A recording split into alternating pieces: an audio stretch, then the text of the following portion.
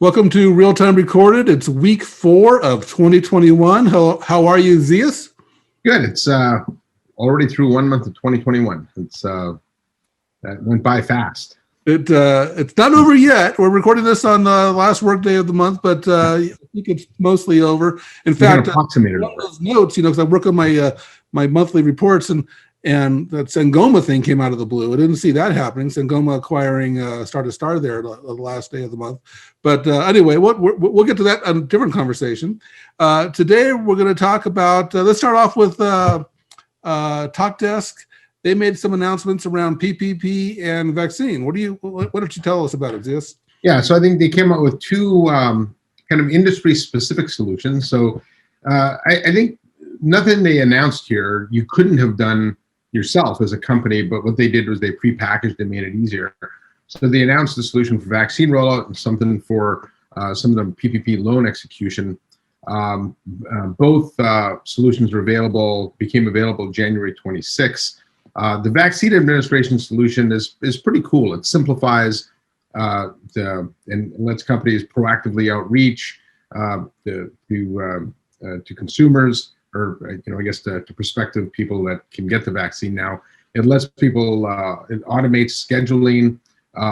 There's a bunch of communications that can be done pre-vaccination, but then also confirmations, post-vaccination follow-up. It uses a lot of AI and automation technology, but it's you can think of it as handling all the things that you need to do from just the very beginning of the vaccination process through the end, including following up to make sure you do the second part of it. TalkDesk actually announced they're making it free for 6 months, which is interesting because I suppose we could get this done in 6 months, but it's probably going to take a lot longer than that. But it's a full-on. It's using all the different omni-channel capabilities. So there's SMS capabilities, there's voice and things like that. But once a person is ready to get the shot, they can go to a self-service portal. Like if you think about the complexity of what vaccination is, Dave, from scheduling to appointment reminders, if you had to do that all through voice, you would crush the call centers. Yep. Right. So what TalkDesk has done here is they've made it much easier, and they've pre-packaged everything up, which I think is pretty nice, because let's face it, the technical staffs you get at hospitals and things like that aren't the most advanced sometimes. So yeah, the second platform, real quick, is a similar version of that. It's their small business lending solution that takes some of the challenges of the PPP program, which has been a disaster in some ways, but again uses a lot of the omni-channel capabilities to streamline that. So I think for TalkDesk, as a relatively young company that's gone to market broadly, these are a couple of vertical solutions that they put together, one for healthcare, one for financial services. They've talked about making that a bigger focus. So I'd expect to see more kind of industry optimized solutions, but these two I thought were pretty useful. In every disaster, there's always some silver linings. It's been a terrible year. The pandemic's been awful for so many people. Enterprise communications as a whole has done pretty well. We've talked a lot about that. Other sectors have done really well too. Healthcare has done really well. Even casket business has done really well. Sorry to be a little dark there, but there's been a pretty big shift in the way the economy works. We're going to be talking about this pandemic for years. I think TalkDesk is doing something smart, because if we were all caught off guard with this pandemic. We weren't prepared for it. If we could do it, again, we would make longer-term decisions around maybe our work, our setups at home, and make some longer-term decisions all around. And some sectors have done really well in enterprise communications. Obviously, online meetings. Then came the CPaaS plays with things like contact tracing.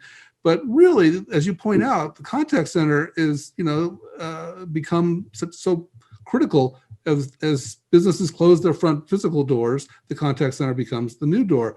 I think TalkDesk is doing something really smart here. They're really showing off what the cloud can do: rapid deployment, rapid scale. They're offering a limited window, as you said, for a free trial, but it allows people to try and buy, which is what cloud is also about. It's addressing a real problem, And, the logistics, as you point out, with the vaccine, tremendous. I mean, people want more information. They want to schedule. They want to change appointments. So much communication that has to happen. And so I think that Talk to Us, and they're not the only ones doing it. I covered last month several other contact center plays that are happening in this space. But I like what Talk to Us is doing with this packaged thing. It actually solves a real problem, and it's going to create great exposure for them and obviously build their pipeline. So well done. Also this week, 8x8 announced their results. 8x8 is the only UCaaS company that's in the Magic Quadrant leader for UCaaS, and it's also in the CCaaS Magic Quadrant. I think that's kind of making it interesting because most of the contact center companies are not dealing with UCaaS at all, but that's not the way it used to be back in the PBX days. In the PBX days, they were always sold together. I think 8x8 made that shift about, 5 years ago. I don't remember what it was. They made some acquisitions. They started rolling this out. They were probably a little ahead of their time. So a lot of their communication around their results was about this combined offer of UC and CCaaS, and they've also got a CPaaS play, and they've also got messaging and video. So they're really positioning themselves as a single provider.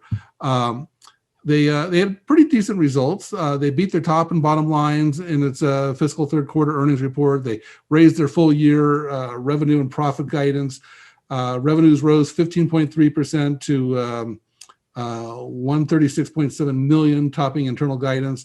And it closed a record 53 new deals in the quarter with annual recurring revenue over $100,000. So pretty good numbers. This was, of course, Dave Stipe's first quarter as CEO, but he didn't start as CEO. So it was, I think he said it was day 50 for him when he did the announcements.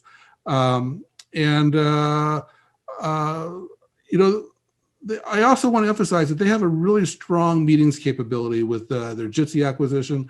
They were one of the first to have an encryption in that space. So I think they're actually really well positioned. What are your thoughts, Zeus? Yeah, we talked about this when Dave Sipes was announced as CEO. I think Vic Verma, the former CEO, made a lot of the right bets, right? They were the first one to really talk about integrated CC UC, but they couldn't execute on it, right? They've got a very strong, one of the things that drove growth for them was their voice for Teams. So again, they kind of bet on Teams. It's done very well. Microsoft doesn't do voice great, and there's lots of companies like Bandwidth and 8x8 and that actually sell a lot of voice into Teams. Fuse does as well. So that again was the right bet, but they didn't really execute very well. And here is where I think Sipes will make a difference. So I think Verma did a really good job with vision and putting the right portfolio together. And I think now you need a person who's an execution machine, and certainly he proved that at Ring. When you look at the quarter two, Dave, it was very clean, right? They had growth in UC, CC. They had growth with Microsoft. There really wasn't a lot of things to pick at in the quarter. So as long as they can keep this up, good for them. I think this is a company that has been undervalued for a long time because they had a lot of problems. They went through a lot of CFOs. They went through a lot of head of sales and things like that. So some stability there will go a long way. And I look at them as having a lot more upside, considering they've been, muted for the last couple of years. They did announce It's interesting to say muted because, you think of a lot of their competitors first when you think about UCaaS, but they are over $500 million in recurring revenue now. That's pretty impressive. Yeah, they're near the market cap as a Ring Central though, but this is, I think, where Sipes can make some difference. So a little bit of brand recognition too, better brand recognition to help them. And so some good solid quarters obviously go a long way into making your way into the news, and that becomes a snowball that kind of builds on itself. During the quarter, actually during the call, they announced their fall release or their winter release coming out, right? So that thing was loaded with features as well. They had some more Teams so that you can now make and receive calls with 8x8 Contact Center and Microsoft Teams. They've integrated 8x8 Voice into Microsoft Teams for direct routing capabilities. Customers can now use the 8x8 Quality Management tool for inbound and outbound voice. They built in some speech analytics as well. So again, these are all things that we've talked about in the industry that they've been doing for a while, or at least been building towards. There were some updates to the 8x8 dialer. That, of course, in today's world where people are calling to contact centers more, outbound dialer becomes very important. They They added capabilities for a two-factor authentication, the Google verified SMS, and with more work from home, I'm surprised we haven't seen more in 2FA. But that of course can help protect workers and keep your password simple. And they also announced some expansion globally, right? So I think it was the company's called Keiko Talk. They added that as a messaging app for South Korea.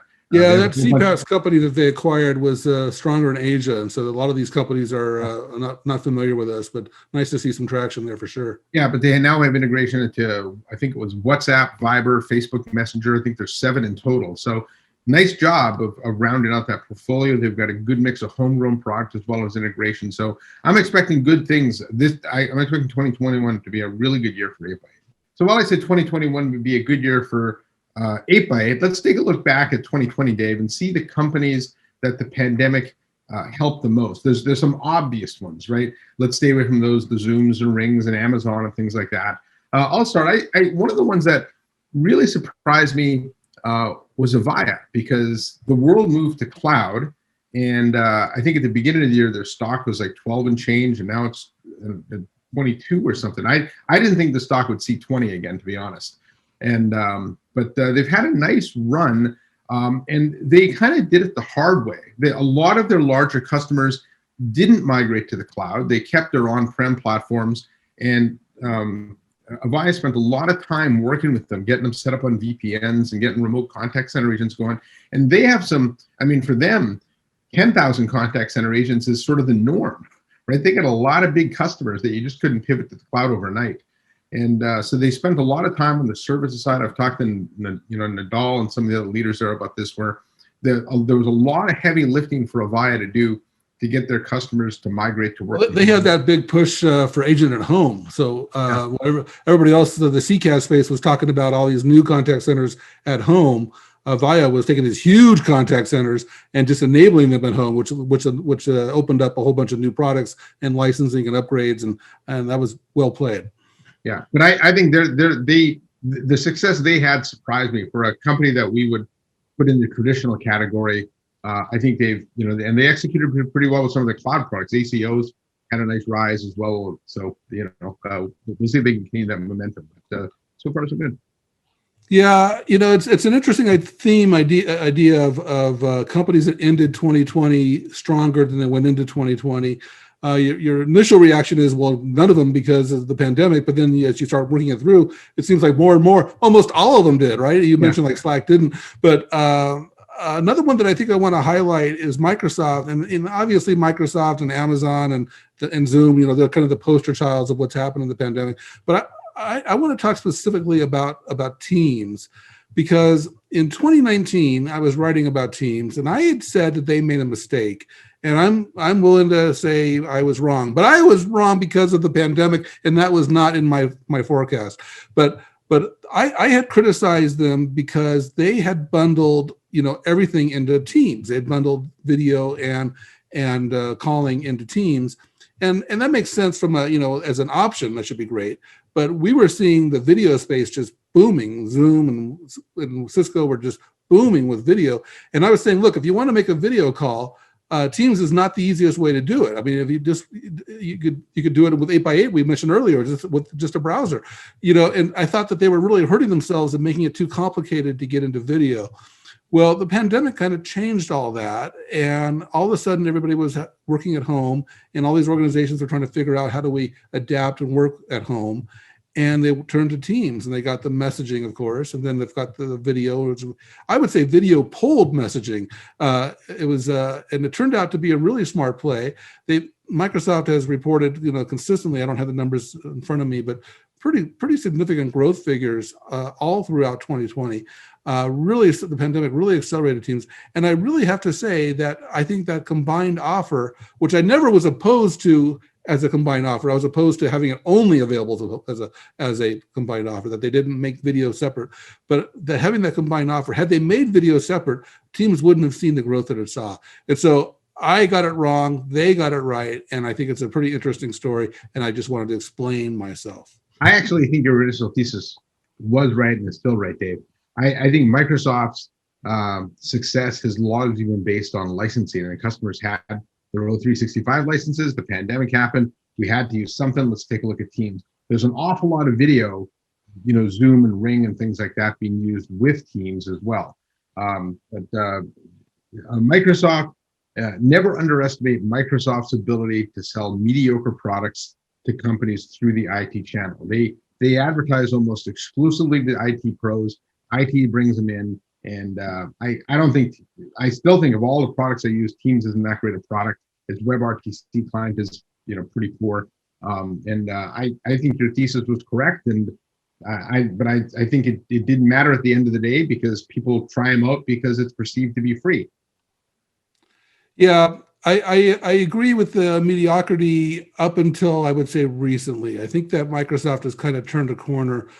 Skype for Business, Link, all those other previous products and the first few iterations of Teams were, from a communications perspective, experiments, minimum viable, whatever you want to call them. They had some big gaps. But Microsoft has recently, been filling in those UCaaS gaps, really prioritizing video, actually been a market leader in things like the, what do they call the shared background, something mode. I can't think of the name right now, shared background mode. But they've actually kind of raised the bar quite a bit. And that's the thing with Microsoft. They're able to play the long game, and they pull a lot of these things together. And so it's going to be interesting in 2021 because Microsoft still has momentum. Cisco is coming out really strong with their UCaaS and new WebEx offering, and now a contact center offering that we've covered last month. And we're seeing, the ground, the tectonic plates are moving faster than ever before, probably. And I can't, we have to bring up Zoom. Zoom hit their 1 million subscriber mark. I think we talked about that last time. I can't remember if we did or not. But just so much happening in this space right now. So definitely, you want to keep on watching real time recorded, because we're going to have weekly updates for you right here.